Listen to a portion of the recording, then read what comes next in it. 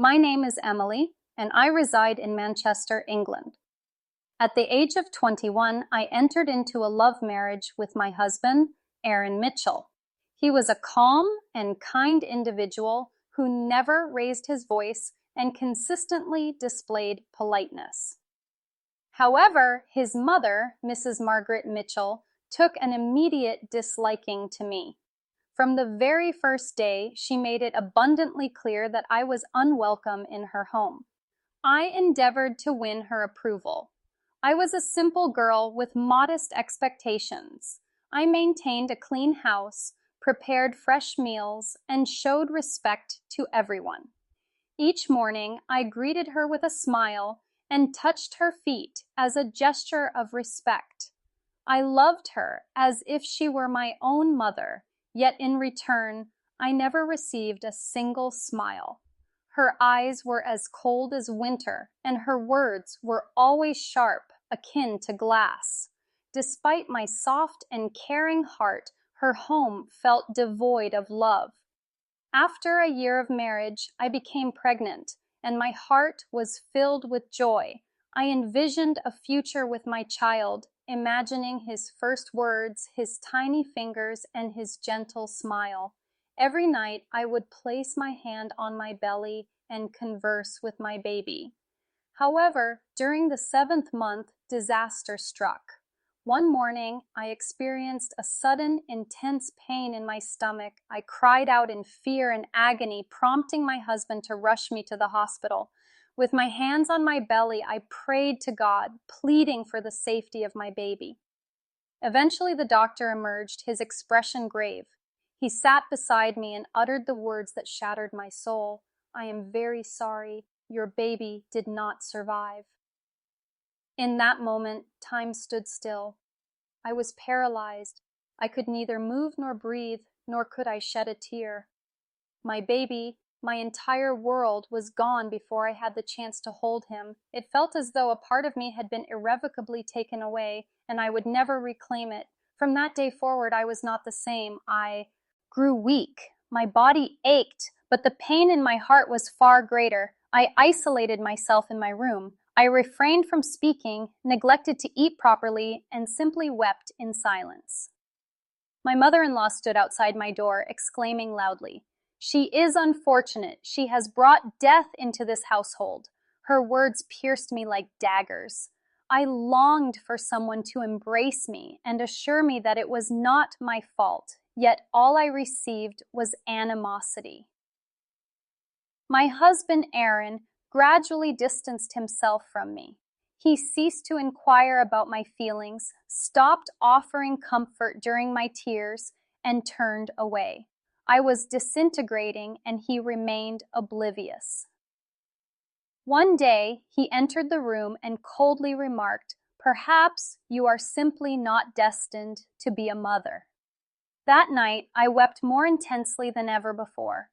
Clutching my pillow, I implored God, "Why me?" My heart shattered into countless fragments.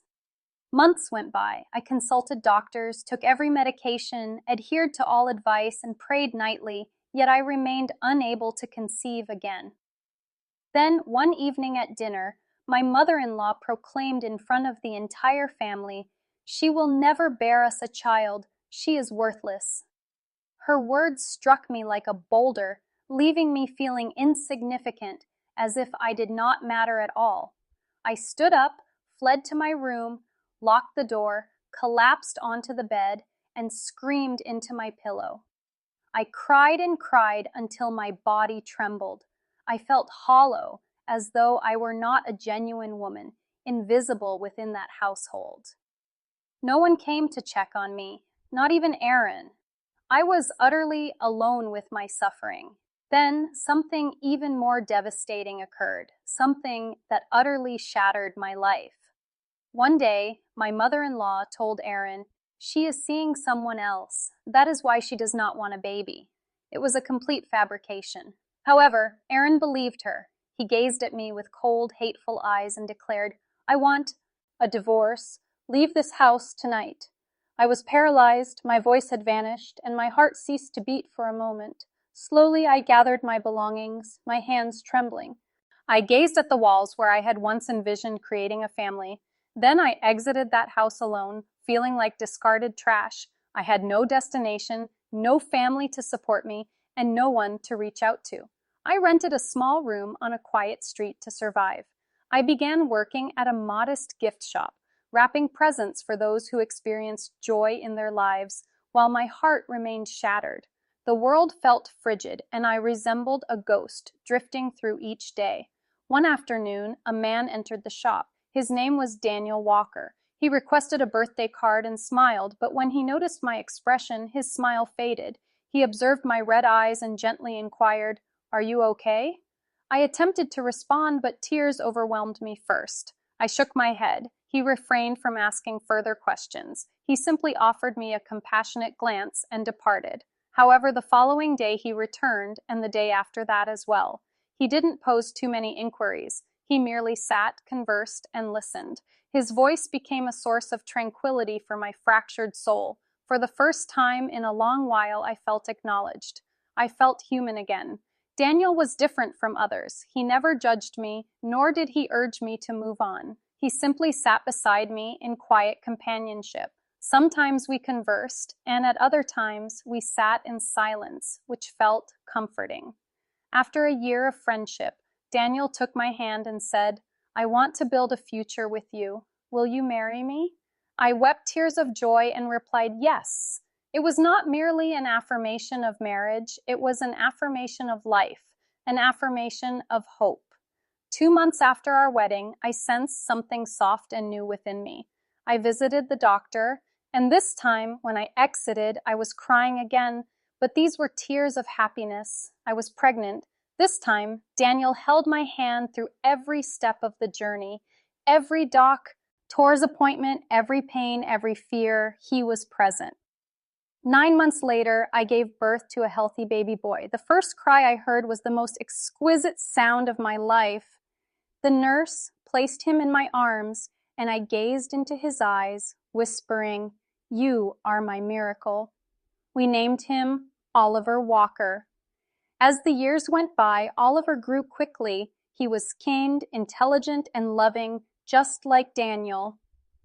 One day I received a call from his school requesting a meeting. I took Oliver's hand and entered the principal's office. I was taken aback. Seated behind the desk was Aaron, my ex-husband.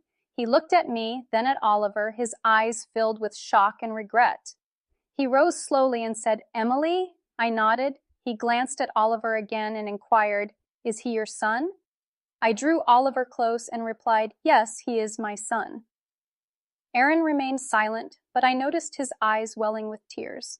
Perhaps he recalled everything. Perhaps he comprehended what he had lost. However, I was no longer that broken girl. I had found peace. I had my life, and Oliver smiled and said, "Nice to meet you, sir." Aaron's hands trembled.